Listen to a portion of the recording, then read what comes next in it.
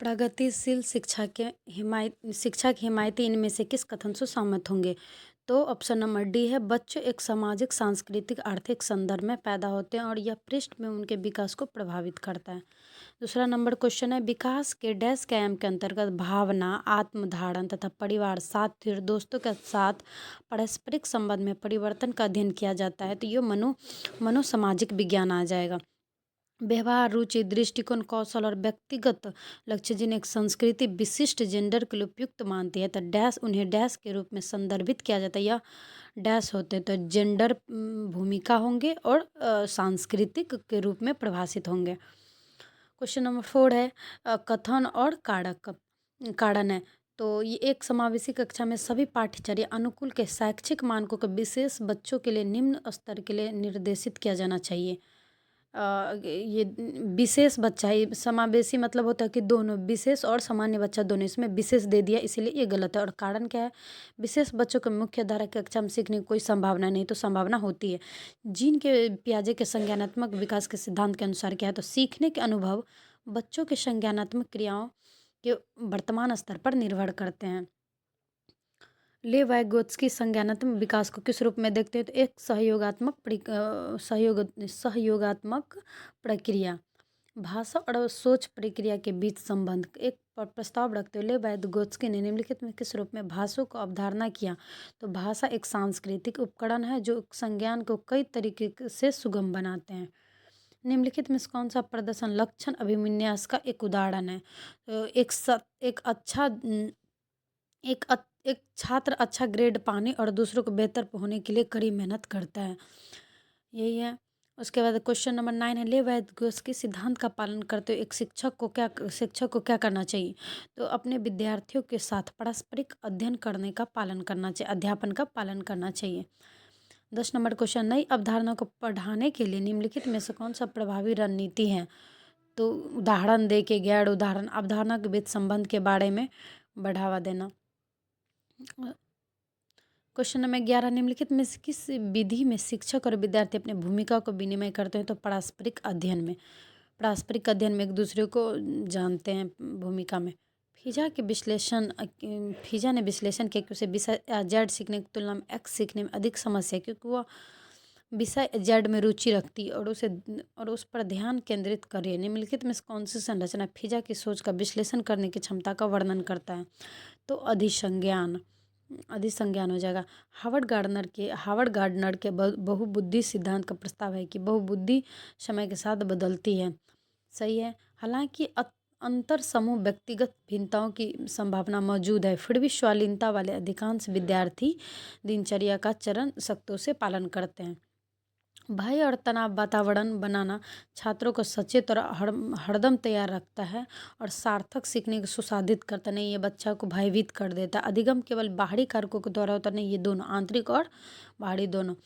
वर्ग समावेशन का एक उदाहरण क्या है, तो वर्ग समावेशन का उदाहरण है क्या कहते हैं, लोकेश को एक संकल्पना दिल्ली को दूसरी संकल्पना के उपमादुप में वर्गित करने में परेशानी होती है, सही बात है।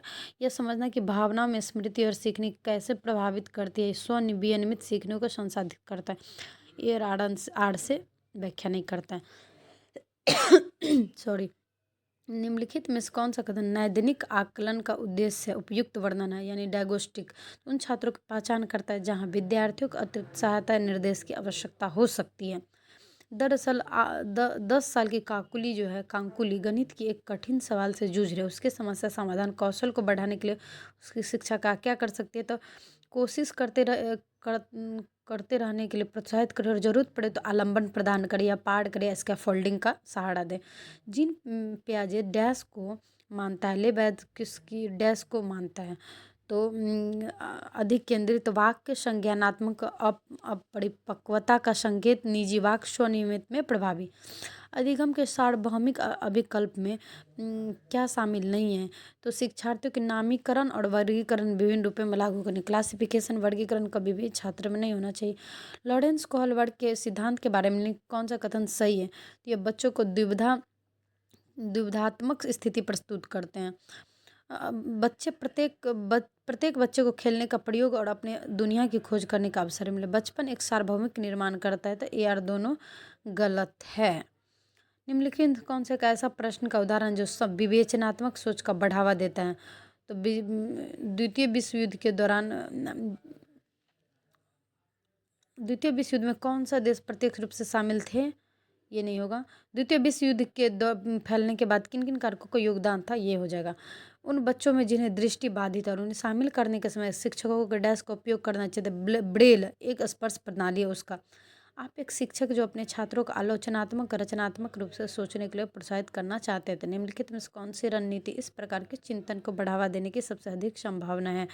तो एक परियोजना सौंपना जिसमें छात्रों को किसी विषय पर जानकारी की याद रखना और प्रस्तुत करना। निम्नलिखित में से कौन विद्यार्थी सीखने के आकलन का उदाहरण है? तो एक परियोजना की शुरुआत में छात्रों को दिया गया रूब्रिक का यह रेखांकित करते हुए उन्हें एक निश्चित ग्रेड प्राप्त करने के लिए क्या करना चाहिए? ये विद्यार्थी को आकलन का उदाहरण है।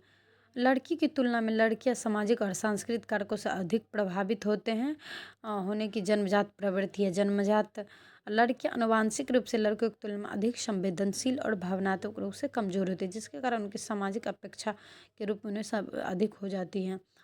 तो दोनों गलत हैं। ये सही है लेकिन 8 गलत है। ये सही क्या है? लड़कों की तुलना में लड़कियां सामाजिक और सांस्कृतिक कारकों से अधिक प्रभावित होने की जन्मजात प्रवृत्ति है। सही हो सकता है।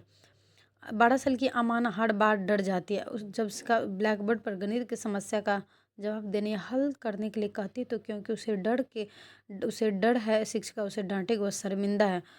और जब छात्र असुरक्षित और चिंतित महसूस करते हैं तो उनकी शिक्षिका पर प्रतिकूल प्रभाव पड़ता है। तो ये यार दोनों सही है। और व्याख्या भी करता है, व्याख्या नहीं करता है, प्रतिकूल नहीं अनुकूल हो जाएगा।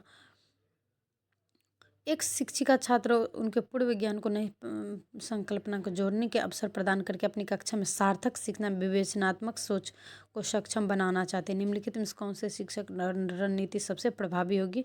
तो छात्रों से नए सामग्री से संबंधित अपने स्वयं के अनुभव साझा करने के लिए कहना और फिर उन्हें विषय से जोड़ना। एक समावेशी कक्षा में शिक्षक जो बच्चों के विभिन्न आवश्यकताओं के अनुरूप पाठ्यचर्या और शैक्षणिक रणनीति को संशोधित करता है।